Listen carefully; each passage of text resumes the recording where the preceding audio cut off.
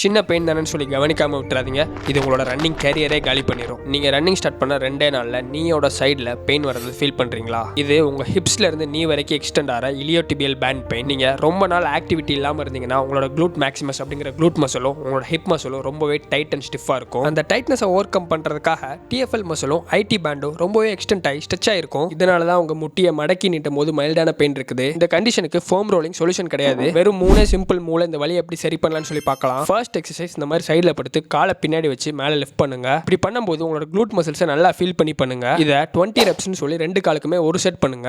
அடுத்தது இதை மாதிரி பேலன்ஸ்க்கு ஏதாவது ஆப்ஜெக்ட் எடுத்துட்டு காலை பின்னாடி வச்சு சைடில் லிஃப்ட் பண்ணுங்க. இந்த ஒரு கோட்டுமே உங்களோட க்ளூட்ஸையும் ஹிப்ஸையும் நல்லா ஆக்டிவேட் பண்ணும். ஸோ க்ளூட்ஸை ஃபீல் பண்ணுங்க. அடுத்தது இதே மாதிரி பேலன்சிங்காக ஹிப் லெவலில் ஒரு சர்ஃபேஸ் எடுத்துக்கிட்டு இந்த மாதிரி ஒரு காலை ஸ்ட்ரெயிட்டாக வச்சுட்டு இன்னொரு காலை சைடாக வச்சு ஸ்ட்ரெச் பண்ணுங்க. 2 சைட்ஸுமே பண்ணுங்க. ஒரு சைடுக்கு 30 செகண்ட்ஸ்னு வச்சு ஒரு செட் பண்ணுங்க. இது உங்களோட க்ளூட் மசிலை நல்லாவே லூஸ் பண்ணும். லாஸ்ட்டாக நம்ம முன்னாடி பண்ண அதே ஒரு கோட்டை ரெசிஸ்டன்ஸ் ஆட் பண்ணி பண்ண போகிறோம். இதுக்கு நீங்கள் வெயிட்ஸ் இல்லை ரெசிஸ்டன்ட் பேண்ட் யூஸ் பண்ணிக்கலாம். இதையும் 2 காலுக்குமே 8 ரெப்ஸ்னு வச்சு ஒரு 2 செட் பண்ணிக்கோங்க. இந்த எல்லா ஒர்க் அவுட்ஸும் பண்ணி பெயின் ஃப்ரீயாக ரன் பண்ணுங்க. நாளைக்கு பார்ப்போம்ல.